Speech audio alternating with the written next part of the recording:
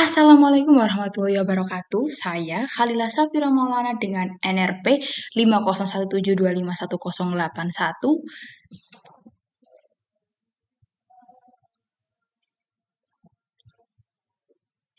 Nah, pada video kali ini saya akan menjelaskan mekanisme geologi yang menyebabkan terbentuknya batuan metamorf, foliasi dan non-foliasi beserta contoh batuannya secara runtut.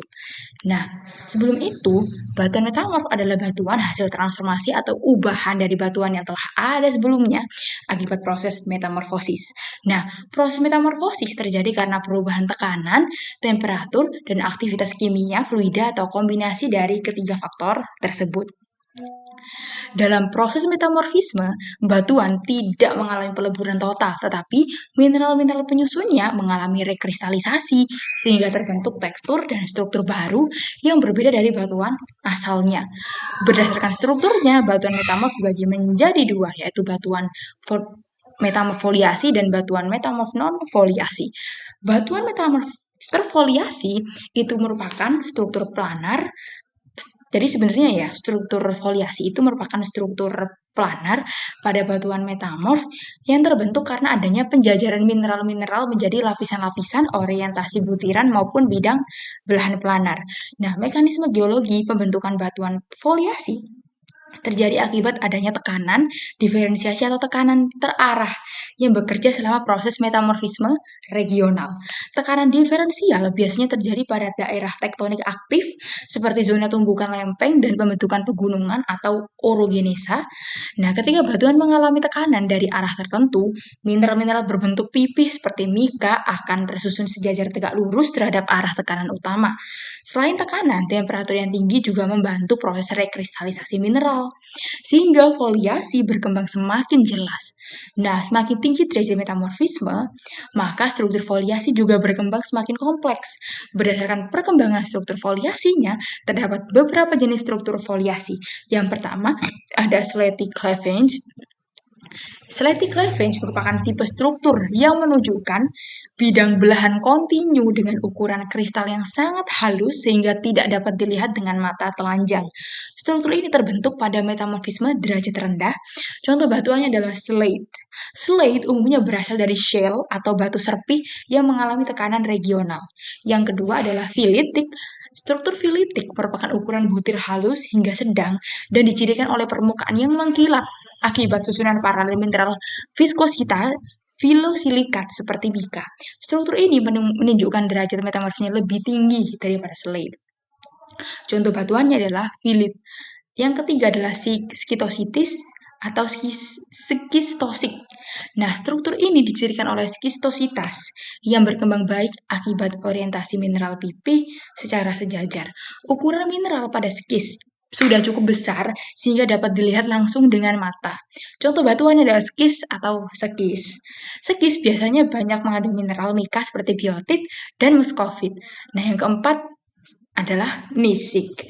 Struktur gneisik dicirikan oleh skistositas yang berkembang buruk atau memiliki spasi yang lebih lebar dari 1 cm. Pada struktur ini terjadi pemisahan mineral terang dan gelap membentuk pita-pita sejajar yang disebut banding. Contoh batuannya adalah gneis. Gneis terbentuk pada metamorfisme derajat tinggi dengan tekanan dan temperatur yang sangat besar. Jadi, secara umum, mekanisme utama pembentukan batuan metamorf terfoliasi adalah adanya tekanan diferensial dan temperatur yang tinggi, yang menyebabkan mineral mengalami orientasi sejajar dan rekristalisasi.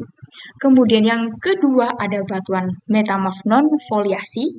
Struktur non-foliasi merupakan struktur batuan metamorf yang terbentuk oleh mineral-mineral equidimensional dan umumnya terdiri dari butiran-butiran granular. Berbeda dengan batuan terfoliasi, batuan non-foliasi terbentuk ketika tekanan diferensial tidak dominan.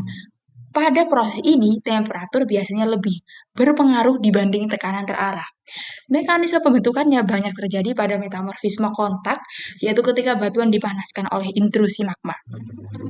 Ketika tekanan terarah kecil, mineral-mineral tidak tersusun sejajar, sehingga batuan tidak menunjukkan lapisan atau foliasi. Struktur non-foliasi terdiri dari beberapa jenis. Yang pertama yaitu hornfelsik. Nah, struktur hornfelsik terbentuk dari mineral equidimensional dan equigranular yang umumnya terbentuk poligonal dengan ukuran butir halus dan saling mengunci atau interlocking. Contoh batuannya adalah hornfels. Hornfels biasanya terbentuk akibat metamorfisme kontak pada batuan lempung di sekitar intrusi magma. Kemudian yang kedua adalah granulofelsik. Struktur granulofelsik terbentuk karena tidak adanya skistositas pada mineral-mineral penyusunnya. Butiran mineral umumnya berbentuk ekwan atau memiliki orientasi acak. Contoh batuannya adalah granofels. Selain itu, marmer dan quartzite juga termasuk batuan non-foliasi karena mineral penyusunnya berbentuk granular dan tidak menunjukkan orientasi sejajar. Marmer biasanya dari batu gamping yang mengalami rekristalisasi mineral kalsit, sedangkan quartzite berasal dari batu pasir kuarsa yang mengalami rekristalisasi mineral kuarsa.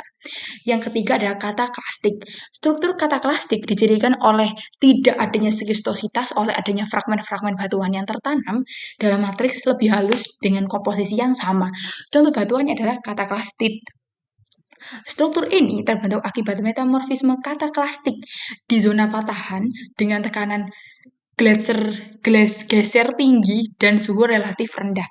Kemudian yang terakhir, yang keempat adalah milonitik.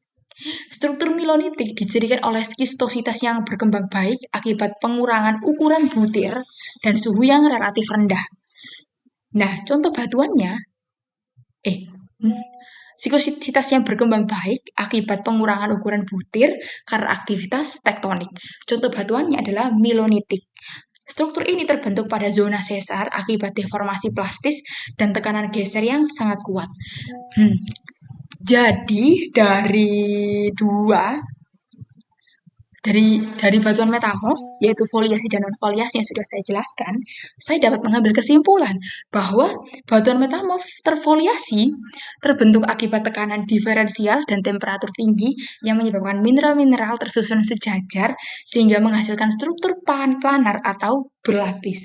Contohnya adalah slate, fillit, skis, dan gneiss. Sedangkan batuan metamorf non-foliasi terbentuk karena tekanan terarah, tidak dominan, dan proses metamorfisme lebih dipengaruhi oleh temperatur dan rekristalisasi mineral granular. Contohnya adalah hornfels, granulofels, marmer, quartzite, kataklastit, dan milodit. Nah, jadi semua struktur tersebut menunjukkan bahwa kondisi tekanan, temperatur, dan lingkungan tektonik sangat mempengaruhi karakteristik batuan metamorf yang terbentuk. Jadi, sekian penjelasan dari saya mengenai batuan metamorf, foliasi dan non-foliasi. Terima kasih telah mendengarkan penjelasan saya hingga akhir, dan saya ingin meminta maaf apabila ada salah kata dan pembuatan dalam video ini. Wassalamualaikum warahmatullahi wabarakatuh.